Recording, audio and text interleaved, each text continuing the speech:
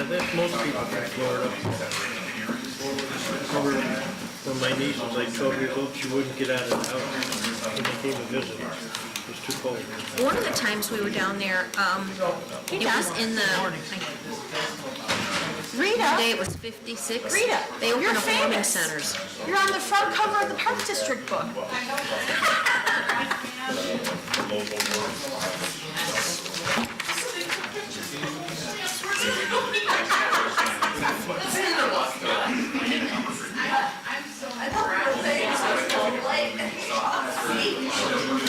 Sign closing documents for Friday. Okay, the Wiggly one. Do you have them? Yes. Okay. Here you go.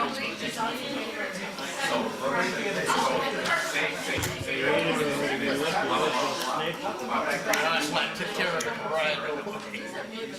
I didn't want to touch it. I would have left you evidence like this. Good evening, everyone.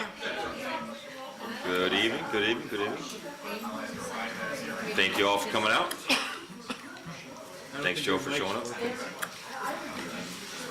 At this time, I'll call to order the regularly scheduled board meeting for the Village of Midlothian, January 9th, 2019, 7 p.m. Roll call, please. Trustee Kami, Here. Trustee Crowley, Here. Trustee Gillis, Here. Trustee Ivan, Here. Trustee Killily, Here. Trustee Kreis, Here. Mayor LaRue. Here. You have a quorum. Please stand for the Pledge of Allegiance and stay standing for a moment of silence for our fallen veterans. I pledge allegiance to the flag of the United States of America and to the republic for which it stands, one nation, under God, indivisible, with liberty and justice for all.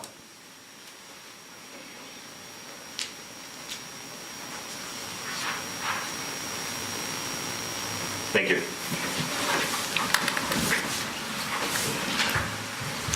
Is there any members of any village commissions or committees here tonight besides Jean? Jean Bartek. Safety, beautification, and Friends of the Library. Helmet lip technology. Helmet lip technology. Helmet lip technology. I'm sorry, I had my headphone on. Can you hear us? I can hear you now. Yes, I can. Any members of any local organizations here tonight? Joyce Homestead, Friends of the Library. Rita's serving Friends of the Library. All right, thank you all for coming out. At this time, I'll open the floor to public comment. If you would like to be made a matter of public record, please stand, state your name and address. Good evening. Alan Krogowski, 15026 Kennedy, Midlothian.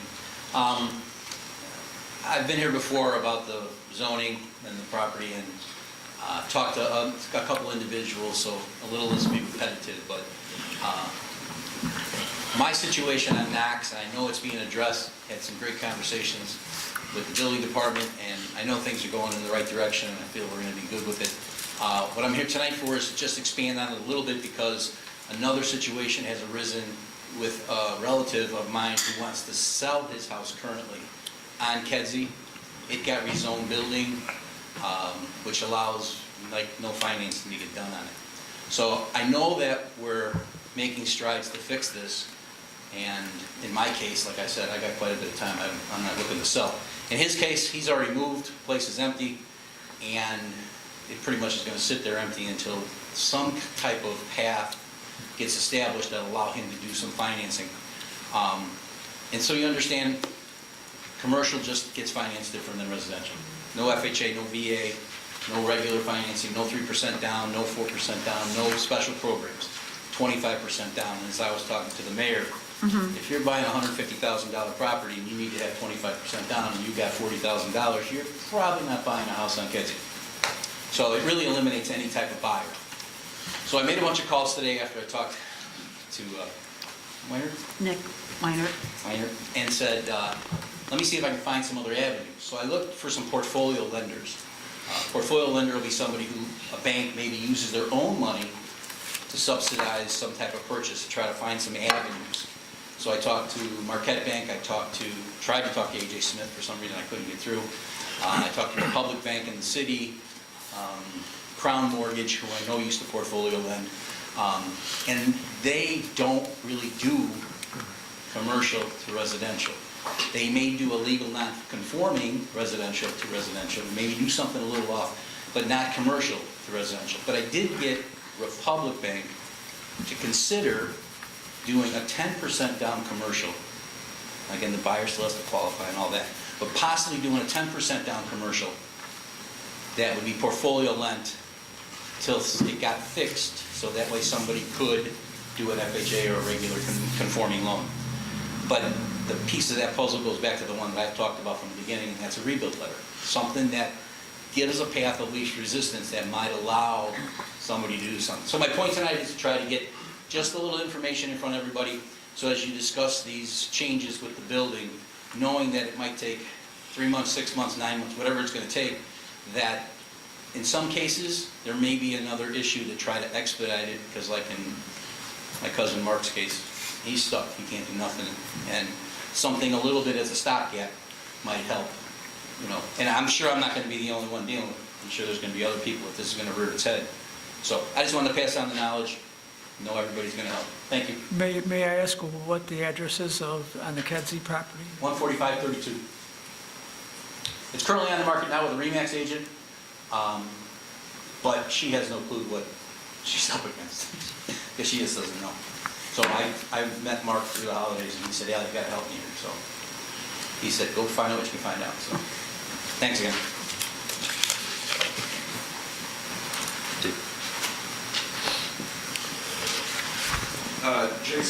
Jason Decker, 14917 Kedvale. I'm here for a couple reasons, mostly regarding the upcoming, most likely legal recreational cannabis in Illinois. I thank you for your time. I know there's many other items to discuss, so I'll keep it short and to the point. I've been a long-time resident here, 14917 Kedvale.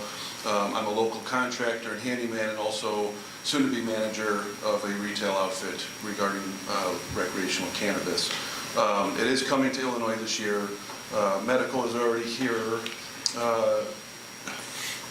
Recreational cannabis is coming in 2019. Progress has been made. Many headlines, and it was also a big part of the Pritzker campaign. But few people know that there's already one bill drafted. Another bill is in the works, and then JB has his own plan that he's bringing to the table when he's elected, or when he's inaugurated next week. So it's merely a matter of time before it passes. A good friend of mine, who's also our political consultant who we've hired, he's working on 4 state committees. He's in Springfield currently now, and his estimated time with the people that he's working with is the first 6 weeks that it's going to pass in Illinois. After that, 3 to 6 months, licenses will be up for sale, and they'll be in the 6-figure range. The reason why I'm here bringing this to your attention is, as much as it's going to be enacted at a state level, it's the individual municipality that will define the lines of how, if at all, cannabis businesses can operate within our borders.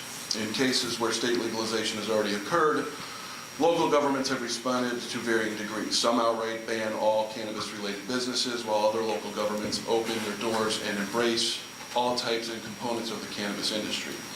A local example to our west, Oak Forest, not only denied a medical cannabis dispensary 3 years ago, but they wouldn't even allow Happy Days to open in their town because they sell products that can be used for medical cannabis, so they said no.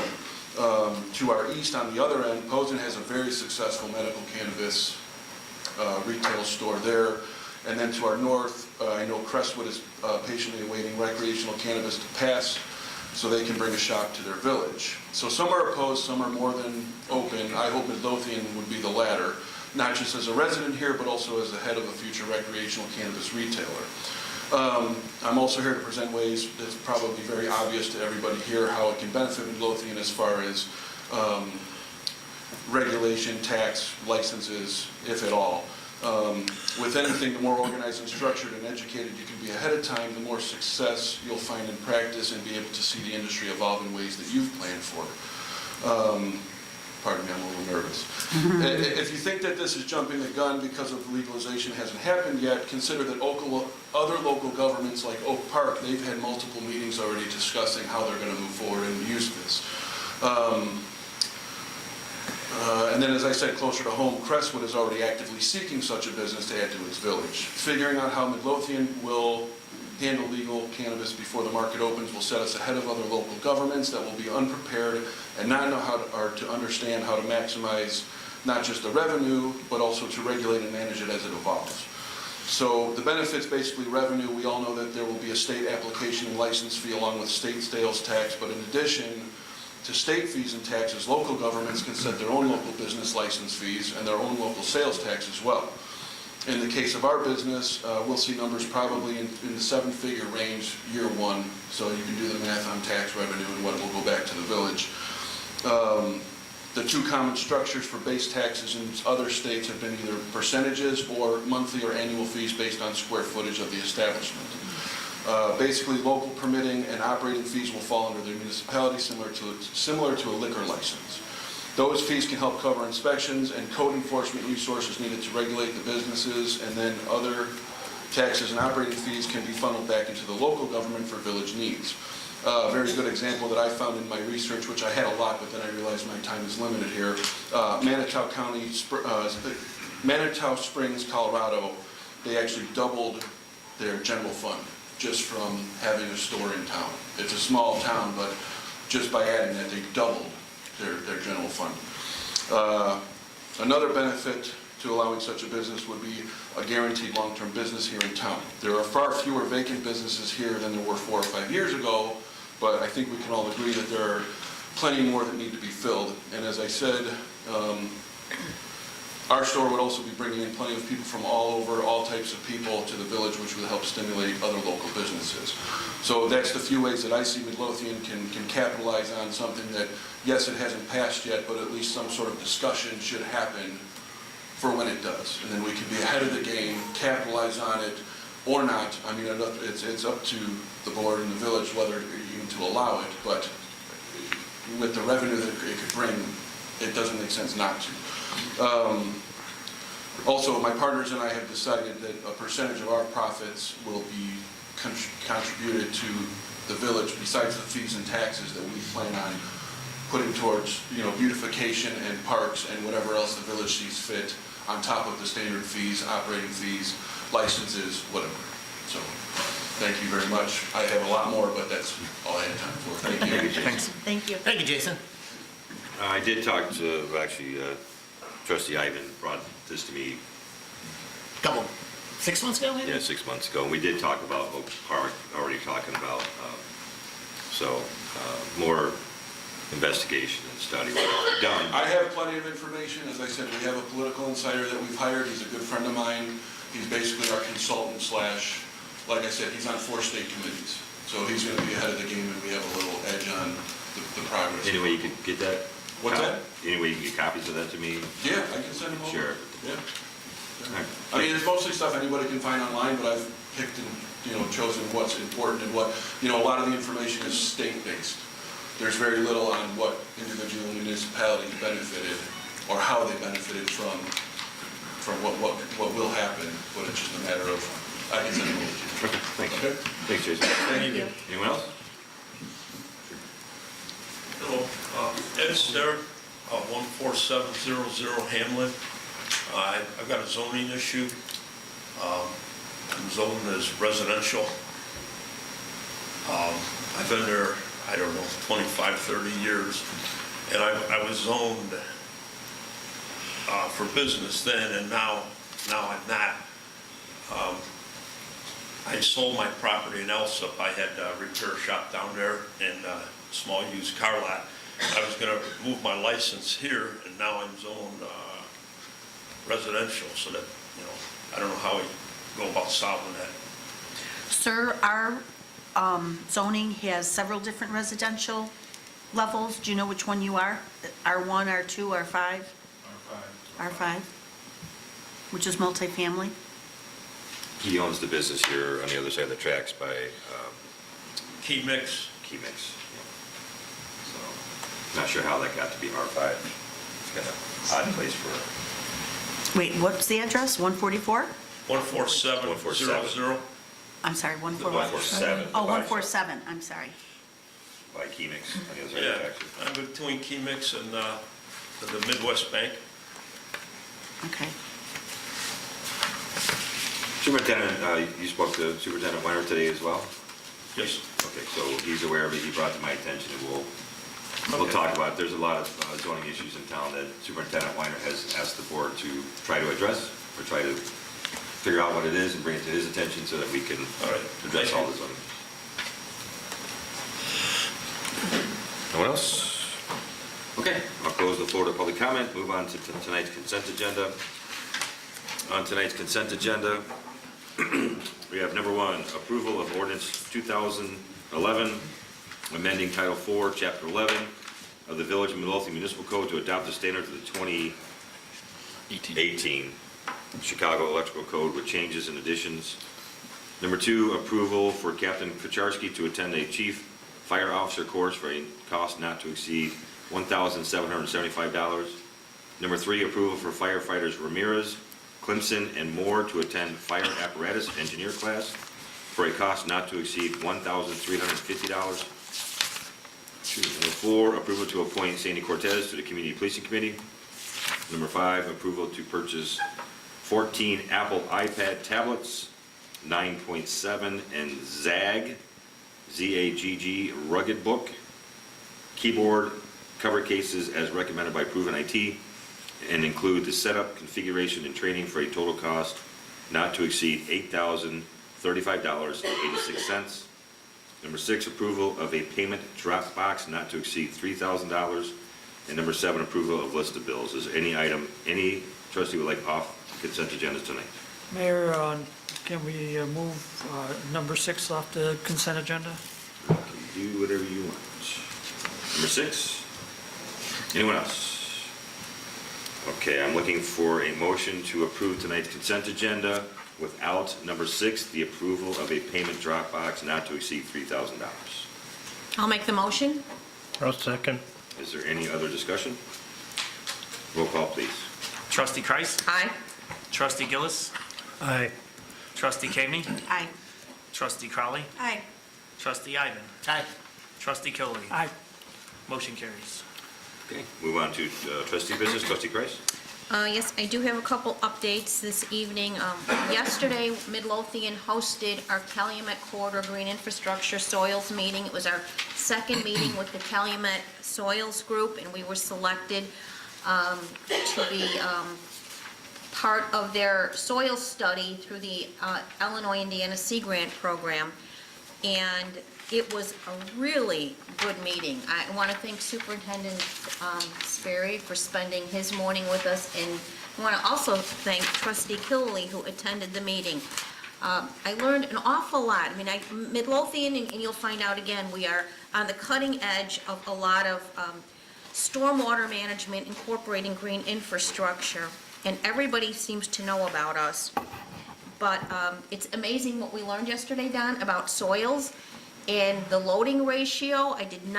I learned so much. Would you agree, Joe? Did you? And Superintendent Weiner, you were there for a bit too. Thank you. But learning about the loading ratio being the most important design consideration to improve reliability for the surface retrofits. And they talked about a permeable parking lot installation at Morton Arboretum that exceeded their expectations. Every expectation. It outperformed. And it's been in, what'd they say, Don, 20 years? Yeah. No maintenance, exceeded their expectations. This group is actually going to come back and do some additional soil testing in Midlothian. And it's just really incredible information for us to be armed with. You don't know what you don't know. And how soil really affects our stormwater management. So, Did they say that the parking lot exceeded expectations because of the soil it was built on? no, Is it that just the reason why? exceeded their expectations overall. Did they say what material was used for the parking lot? No, they just talked about it exceeded expectations. We didn't get into that detail. They were really focused on soil and soil analysis and sand and the beach ridge, and it was a great meeting. So they will be at think Mary Pat McGuire, who is the landscape architect from the University of Illinois, will be at our next Stormwater Capital Management Plan meeting, and actually their work is going to inform the Stormwater Management Capital Plan work. Kelsey from Strand attended the meeting yesterday. So I don't know if you can get excited about soil, but I did yesterday. It was really, and they keep saying, Midlothian, you are ahead of everybody. That's what the folks and the geologists from the University of Illinois were saying. You're ahead of everybody. So continuing along that vein, I received an invite from the Calumet Stormwater Collaborative, who coincidentally we hosted 4 years ago today in this room. They have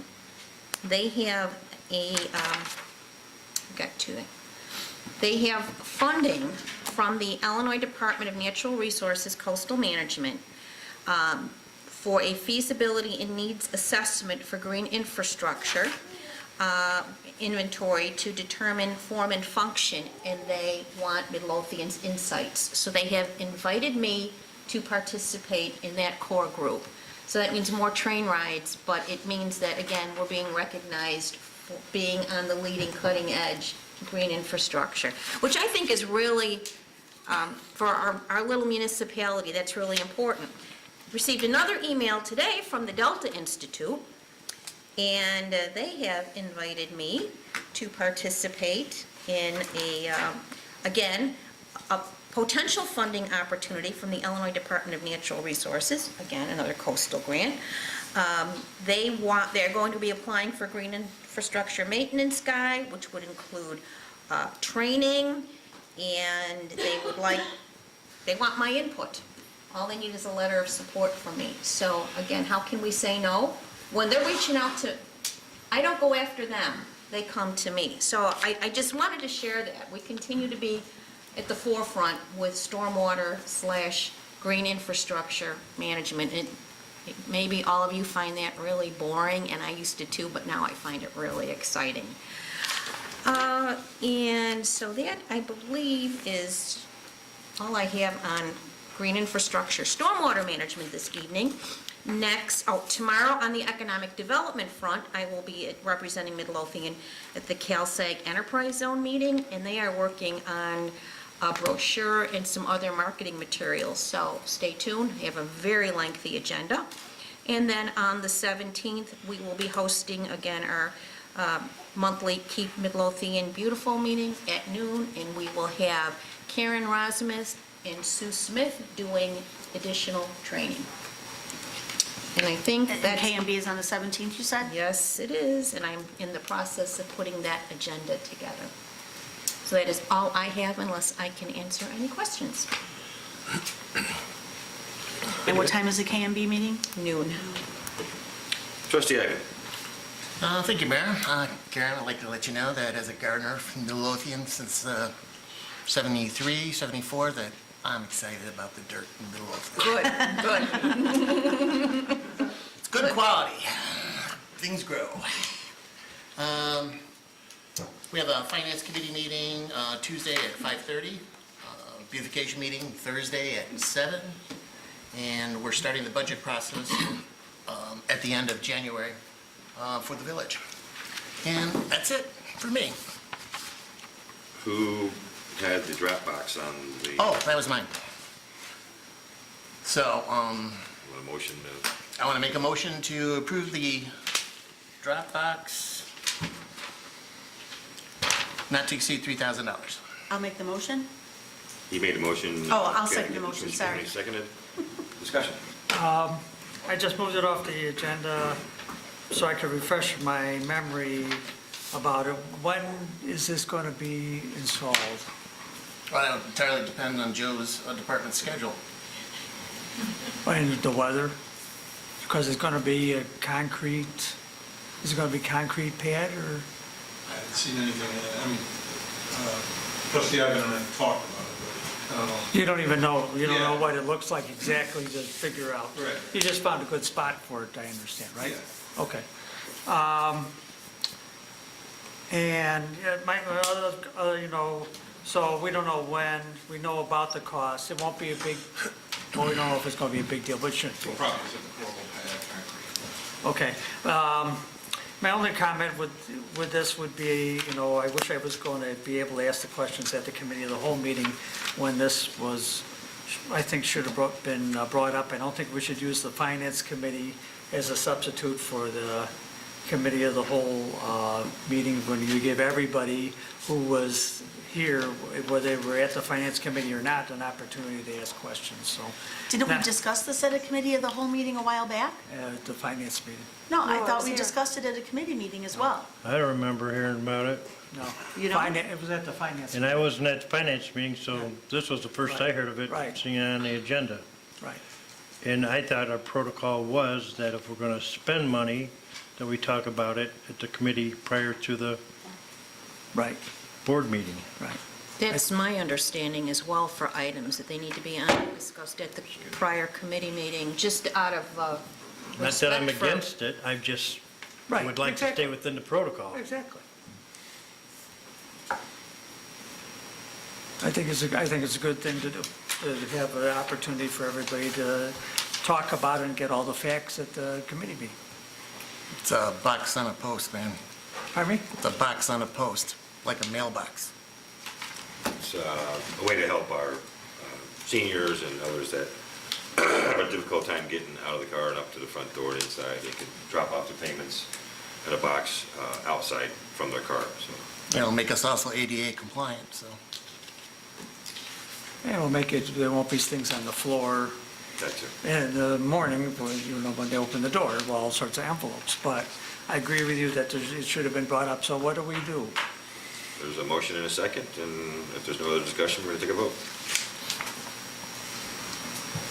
I'm not opposed to the drop box, but in the future, I'd like, if we bring something up at finance, Yeah. that we bring it up again. What do you think, Trustee Gillis? I am very fine staying with protocol. I mean, if it was something else, I understand it's just a box, but if it wasn't a box, would we be voting on it tonight? If it was something outside of this, so, I mean, protocol is protocol as far as I'm concerned. So do you guys got any questions on it, or? Well, we just want to. Well, then, should we delay the vote until next week then? If that makes you guys Well- both more comfortable? I mean, we can't install it right away now anyways because of the weather and it's got to be ordered, so. I would. And on the attached memo, it says that the finance committee reviewed it, but I thought that we had also discussed this at a board meeting. I mean, not a board meeting, at a committee of the whole meeting. No, just the finance. We obviously didn't discuss it last time, but we Right. did discuss it in the past, so. Right. And I thought that we had discussed it on more than one occasion, Yeah. because we had discussed it, we thought it was a good idea. That was at Somebody, finance. someone was going to bring Right, it was a at couple of finance. different ideas. Right, that was it, what we talked about. at Did we finance. discuss it at a committee of the whole meeting? I don't recall. No. Yes. Did we? We did discuss it at a committee When? of the whole meeting? Okay. But typically, if we're going to vote on something, it's discussed at the prior committee meeting. I don't ever recall anything being on an agenda, and it's always, that's been protocol forever. For that reason, I think we should stay with protocol, because if it was something else, I'm not concerned with what the item is, I'm more concerned about the protocol, because if we start changing it, then somebody else is gonna have to change it again too. Okay. I don't And like you disagree. said, if it's not something that's detrimental, it needs to be done right now, why don't we just stay with protocol? Okay. And I was not aware that that was the protocol, but I do recall that we discussed this on multiple occasions, just so everyone's clear on that. But if the group feels more comfortable tabling the vote until next week, then to stick with protocol, as you said, and I will also try to make sure that I remember. I mean, am I wrong? Is that the protocol that we've used? That's what we like to do, yes. So I think we Okay. should stay with it. Trustee Ivan, would you like to, what was the word? Withdraw your motion? No. Would you like to withdraw your second? I will withdraw my second and ask that we vote on this next week so Is that we there- can stick with protocol. Well, we have a motion, then is there another second? Motion fails for lack of second. Motion failed. Motion fails for a second. I'm asking that that get put on the agenda for next week, Deputy Clerk Kalaki, for approval. Anything else, Trustee Ivan? No, that's it? Trustee Gillis? Yes, Mayor. I just want to make mention that we approved the course for Captain Kucharski. I just want the board and the public to know that the class was actually $3,550, and the captain did receive a scholarship through the Illinois Fire Chiefs Association to pay for 50% of that class, so that's going to help our training budget out immensely. The other thing I wanted to mention, the board received a letter of resignation 2 weeks ago from one of our firefighter paramedics, full-time firefighter paramedics. That was effective as of today. The mayor did submit a letter to the Fire and Police Commission asking that the next eligible full-time firefighter paramedic be hired. So I just wanted to make everybody aware of that. And that's all I have. Trustee Gillis, I did have our Police and Fire Commission admin check, and the lists are current up there. The dates that are on there are the dates that the tests were taken. That's why they're so old. But they're all the most current lists that are up there on the board. That's what I was told. Even though they expire after 2 years? They were looking at the date that the lists were generated, not the expiration date. There's only one list that is currently expired, and it's only by one that's being worked on. Okay. So they were looking at the date at the top, not the date at the bottom. The date the list was generated. Okay. Thank you. Thank you. Trustee Cabinet? Thank you, Mayor. In the building department, our two building clerks have started their building clerk, or their permit clerk courses. They were away yesterday and today, and then they're going to go again next week for 3 days. So I wish them well and hope they come back all certified and ready to help us get our building department updated. Superintendent Weiner is going to be going to Maryland in March from the 17th to whatever that following Friday is. He's going to be going to Maryland to FEMA's CRS course. And we are continuing to try to get the rest of our ordinances updated. We just, of course, approved the electrical ordinance today. And what's next in line, Superintendent? Then we're going to plumbing code next. Plumbing's next. So, Attorney Valadez, do you think you'd be able to get with Nick in the next day or so to kind of start working on that draft? Yes. Because I would like to try to get Monday. get that done as quickly as possible. Because these have to go in somewhat of order so that we can get to the residential code and the property maintenance code. And it's absolutely critical that both of those codes get updated before April, so that we can start moving on those.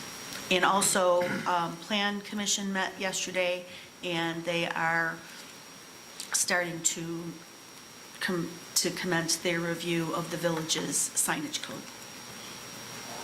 And if I could just mention, Trustee Cagney, the FEMA training is paid by FEMA. Yes, it is. It is, it's not, free to the no village. cost to the village. That's correct. But we're giving Superintendent Weiner $10 a day for food, is that what? I thought it was $7.50. I thought, I thought I was gonna pack them lunches. Also, Superintendent and I are also looking at the signage code, and the building department is going to start enforcing the signage code. There are a lot of signs in the village now that don't meet code. And so we're going to start addressing that. So I just want to make you all aware, because we may get phone calls from businesses that they're not happy with enforcement, but we're going to start to enforce. That should make Trustee Killey very happy. Oh, yeah. I still have those pictures you took years ago. Okay, then we'll send all the phone call messages to you. There we go. And that's all I have. Want to reschedule the CRS Town Hall meeting? We know Oh, that yes, postponed yes, we will. I'll get with you on that, and we'll pick a day for that. Sometime this spring? I'd like to do it like end of February or March maybe, if we can. Trustee Kilby. Nothing tonight, Mayor. Trustee Crowley. Thank you, sir. Just a couple things for next week's agenda. I will be sending out the synopsis of our next officer that we will be looking to hire. We also, Chief Delaney and I also interviewed the 2 finalists for the Animal Care and Control Officer today. I believe by the end of the week, we'll be making that decision and putting forward a synopsis for the board for discussion for next week as well. And the CPC meeting is this Thursday, so anybody interested, please come out. We also, just as kind of an update, we had our monthly IT meeting on Monday, and we are really moving forward with a lot of things and getting our infrastructure in order. So in the next couple of weeks, we'll have some significant updates about our IT and what's going on and how we're going to move forward. We had an engineer on site on Monday that visited with 3 of our departments. He will be coming out again next month and visiting with the other 2. We're going to make it a monthly thing for this person to come out and kind of walk through and visit and just see what he can do to make our systems better and a little bit more user-friendly and fix little problems that we don't know how to fix. So I think it was productive. We got a lot of good positive feedback about that, and I think we're moving in the right direction. And that's all I have, sir. Thank you, ma'am. Going on to department heads, Chief Hotwell. Yes, Mayor. Just a couple stats from 2018. We ran 2,369 emergency calls, 1,511 were EMS, the other 858 were automatic aid, mutual aid, and fires and seal alarms. Just an update on what we did this year. Well, we have a report probably by the end of the month or February sometime, whatever. That's all. Chief Delaney. You don't have the number of calls? You have the number of calls you ran this year? We're still roughly around 25,000 calls. 24,862, sir, to be exact. Superintendent Weiner. A couple things, the zoning map, which we heard about earlier, that's going to be updated, talk to the building engineer, hopefully by next Wednesday, before the whole meeting. You should have a map that'll show all the changes that have taken place since 2009 that were not updated on the map. We'll start discussion on that. For the special use for the properties on 147 Kedzie, the car dealership, and then the AC Freeze building next to that. That zoning hearing is scheduled for January 21st, which is for the full meeting. And then also the plumbing inspector is going to become an employee, part-time, not call like he is. And the part-time property maintenance person, I believe, is now completed their fingerprinting and drug testing, waiting to get the results. So hopefully they'll both work pretty soon, especially property maintenance, code enforcement lady, which comes from Orland Park, recommended, and then we'll see what happens. Thank you, sir. Superintendent Sperry. Yeah, the pedestrian, we cut down 500 trees last year. Boring water break. Pedestrian lighting in 147, you got mine. Yes. They're still waiting on the plans from the manufacturer. So, hounding them for 6 weeks, I finally got an answer the other day. Also, our new hire has passed all his background and drug testing and screening. So he'll be starting on the 28th of January. And we've got a phone call from a consultant from the county regarding some financing opportunities for the Jolly Home Study. We'll let trustee engineer.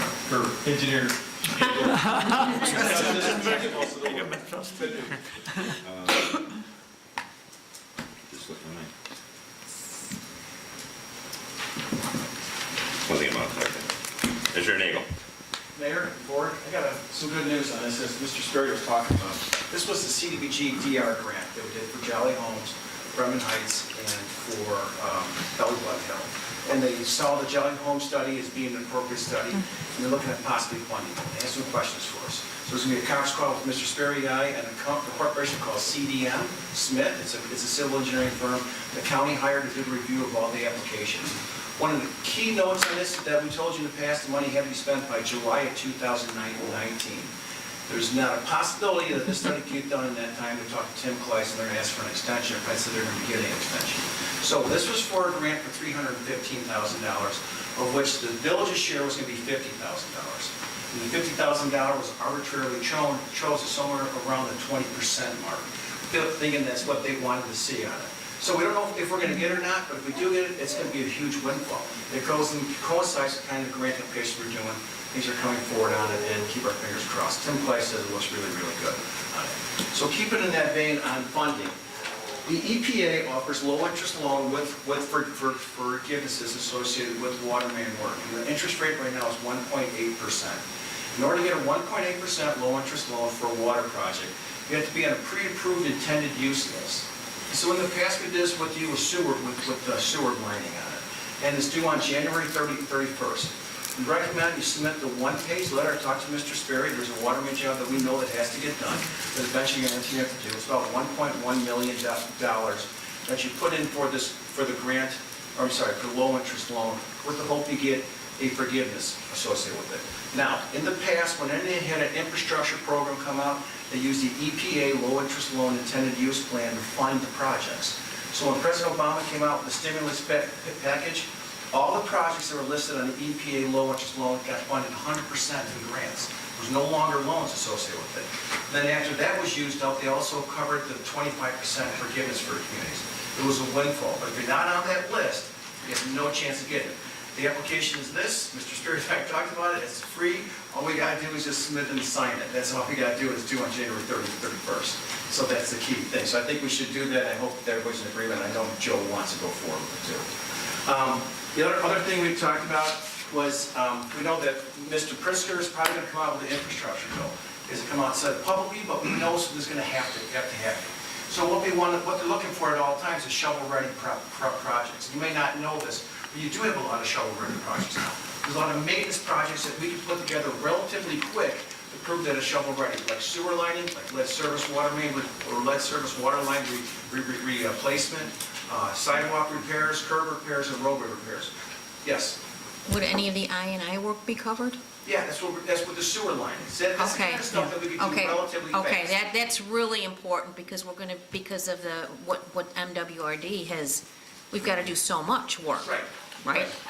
So that's coming up. So, and then just want to let you know that if you do hear about, they say, if you have a shovel-ready project, we can possibly fund it, say from your congressman or your senator or the governor, know that you have that, and that we can pull this together really, really fast for you, and there's going to be a little time delay between when they ask and when the permits or the plans are due. But these are kind of stuff that we can react very, very fast and hopefully get some of the money to become available for you. Okay? Then talking to Mr. Weiner about the zoning map, we're going to produce for you next week 3 zoning maps. Your original one that you have currently right now, your proposed one with the highlighted changes on it over the original one, and then the final version. With the intent that Mr. Weiner also told me that you're going to do some more changes. I mean, once you get this, what we'll call it the third version, you get your first version original, the proposal with the changes, and the proposal one are clean, your fourth version is going to be your final one that you can approve. So we'll get that moving as fast as we can for you. Okay? Tom, would any of those projects be some of the school projects we've talked about with the schools and that with the sidewalks? Yes, the sidewalk concrete removal replacement we could do. The school projects, which are safe routes to schools, needs a study involvement that needs the parent participation portion of it. And we're going to talk about that on Monday. Right, which means that the principal's got to work with the parents to make the need for it. So, but on sidewalk removal replacement, handicap ramps, we can do that very, very fast. It's just real quick field work, measure things up, and get prices together on it. So, Kelly? you're going too fast for me, but okay, so just to recap, the CDM... CDBG-DR. Right, okay, but the 315,000 or whatever it's going to be, what does that do? That's going to get the phase 2 design plans for. Okay, so it's a plan, it's 315 is the plan. Right, and the project was estimated somewhere in a range of around $3 million, if I recall. Right, okay. So about 10% of construction costs should be about 10%. Okay. Or 10% of construction could be the design. Okay, so next is the EPA, 1.1 million, you said, what's that targeted for? Well, there's the target of water main that's currently down that's crossing Pulaski at the railroad tracks. Oh. And it's going to be almost impossible to fix in that location. You've got to be a runaround main installed. Right. And so that's working with Mr. Sperry, and we gave him 3 different options, and all 3 options are about the same price. And one option includes taking some service lines out, some lead service lines. Now, your service lines can be very important to think about too, because your ordinance says the resident owns the service line. Okay, the EPA is not going to allow a water main job unless you take the service line out, and that's not private property. So there's this interaction with the residents that's going to have to be coincided. That's going to be going on from now on. Any water main job you do, you have to remove the lead service lines. It's just lead service lines. Mr. Sperry knows where the lead service lines is. Do you estimate percentage-wise, 50%, 60%, 40? 10%. So if we're going down a road that has lead service lines, we got to take it out, so. So if we're going to replace a water main, if there are lead service lines coming off that water main that go to private properties, which is basically whether they're homes or businesses, those lead service lines have to come out and be replaced with what? Copper. Copper. On a Okay. normal water main project, we replace all the taps to the curb stop, which is your box in the parkway, and we just tie them onto the existing line. But if it's lead, we got to go all the way to the house. You have to go all the way to the house. Right. Okay. So it means we need to get access agreements, private property issues. There's also a payment issue. Normally what's happening with the communities that we're dealing with, they are paying for it. They're not making the resident pay for it because they know they can't get the residents to pay. And they're not going to get the water main job unless they get the service lines in. So the water main is replacing a water main, fixing a water main? What is? Not fixing it, but replacing it. Replacing it. Yeah, if you Okay. replace the water. Great. So it's all pretty good news from what I can tell. So, Yeah. okay, thank you. Very good. Thank you, sir. Thank you, Tom. I was going to ask you, Superintendent Sperry, about the email I forwarded you about the trees at Morton Arboretum. You're maybe thinking of Senentai? Yes. Okay, good deal. Technology and Urban Tree Management Symposium. Full-day symposium about no-cost and low-cost methods for using technology, data, and research to enhance your urban forest management practices. I thought that was right up Ty's alley. So, Treasurer, Nothing, Mr. Mayor. Deputy Clerk Kalaki, Attorney Valdez.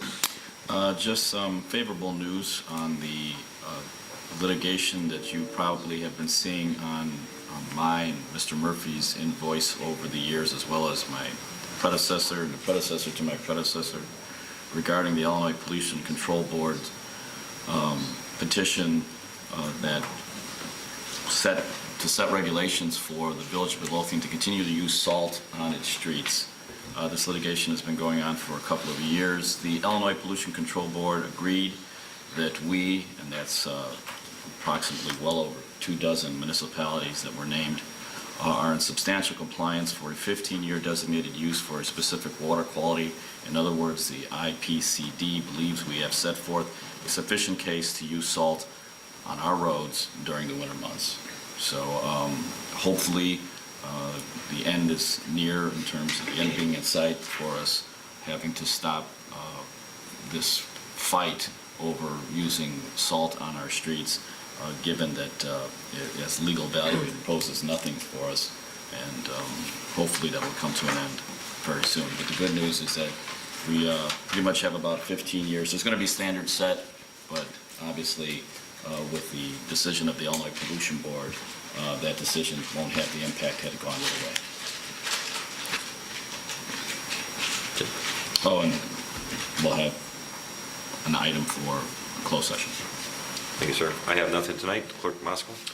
Just one item, and it's actually a question for the board members. I've been contacted by our implementation specialist for board docs, and I know it's a bit of a ways out, but I'm wondering if the board has a preference or absolutely could not do either Monday, February 18th or Tuesday, February 26th for a 1-hour training session in the evening. And Trustee Kilby, they're usually from 6 to 7, but I will ask for it to be from 7 to 8 if that fits better with your schedule. I won't be in town on the 18th. That's President's Day. Yeah, Okay. the 18th is President's Day. What was the other date? The 26th, which would be a Tuesday. Tuesday? That's an okay day for me. I prefer the 26th because I think even if it was 6 o'clock, I could pull some strings to get here. Okay. You know the boss? Anyone else absolutely You know not the boss. available on the 26th? I can do the 26th. I should be able to. I'm going to request that date. The training for department heads will actually take place the following day. There's actually there's 4 sessions. 2 would be for publishers, which will be Maria and myself. The board training is on the evening of the first day, and then they do the village board members and staff on day 2. We will also have another training session for our iPads when we get them before this date, so more to come. But thank you. Before that date. And that is on the 26th at 6 p.m.? So you can be slick with your technology by the time we have the trainer. Yeah, good luck. That's at 6 p.m.? They are normally set for 6 to 7, but I will request it to be an hour later for trustee Killian. Oh, okay. And I'll confirm once it's confirmed, but they sent us some available dates, and Maria confirmed today that these 2 dates were still open, so we will respond tonight and get it booked, and then I'll confirm the time. Great. That'll be here, right? It will be here in the chambers. Thank you, that's all I have. That's it. At this time, I'm looking for a motion to adjourn to closed session to discuss appointment, employment, compensation, discipline, performance, or dismissal of a specific employee, and also potential or actual litigation against the Village of Midlothian. I'll make the motion. I'll second. All in favor? Aye. All opposed? There will be action following closed session, if you'd like to stay around.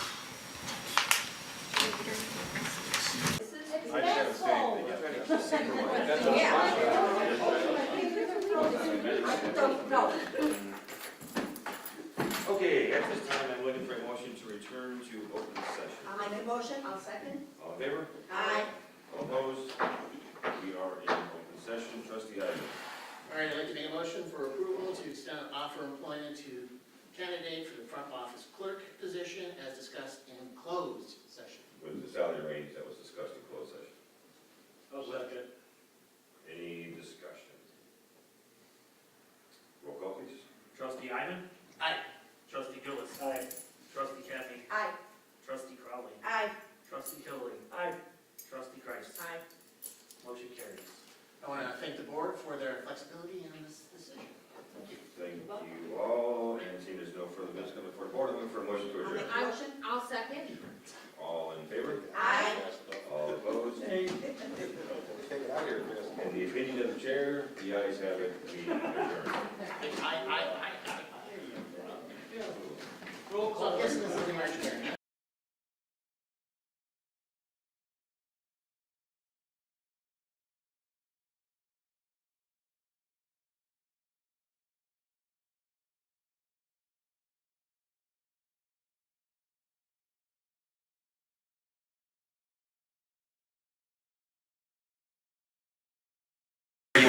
Oh, to get my hair done.